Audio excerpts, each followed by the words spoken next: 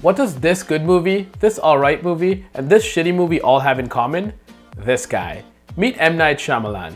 If you were born after the 2000s, you probably know him as the mediocre director with only box office fails under his belt.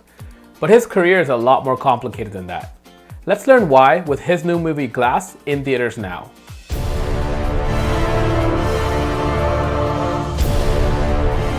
First of all, this is not a film review, mainly because I haven't watched the film yet. This is just me talking about what's beyond what you probably know about the film so far. Beyond what you know. Glass is coming out next week and most people think it's a random thriller film. But what they don't know is 1, it's the final film in a trilogy, the Eastrail 177 trilogy. And 2, it is in its own right a superhero film. The trilogy starts with Unbreakable, a film released in 2000 starring Bruce Willis as David Dunn, the protagonist in the trilogy. This film is what you would now call an origin story, like the first Iron Man movie. And unlike DC and Marvel superhero films we know and love now, this film was made way before comic and superhero films were made cool. And don't expect any crazy graphics because this was made in a pre-Marvel universe. The second film is Split. This is probably the film that you're more familiar with. This is that random movie James McAvoy starred in 2016. It was one of the first films to be made telling the origin story of a villain. And contrary to popular belief, this film was a huge success.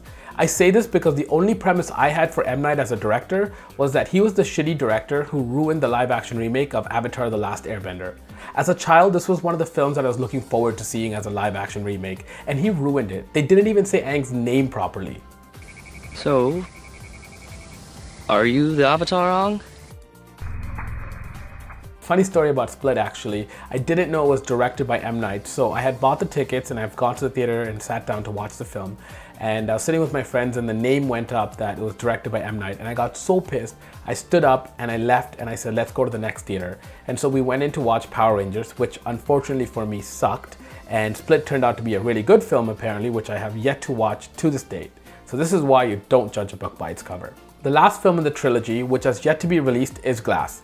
This film is named after the antagonist from the first film, Mr. Glass, played by Samuel L. Jackson.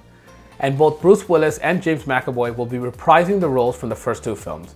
I wish I knew more about this film, but I don't have much context as I haven't watched the other films. But what I do know is that the first 2 films were huge successes, and although the ratings for Glass are not the greatest, I do think it's worthwhile for any superhero and comic book fan to watch this film. I say this for a few reasons. First, this is the only superhero film franchise where the director, the writer, and the producer have been the same person for all 3 films, and M. Night has actually acted in small roles in these films as well. 2, M. Night has a very unique perspective on what it means to be a superhero. He believes that superheroes are more than just their powers and that they could exist and come out of anyone. 3, let's be honest, this cast is pretty awesome.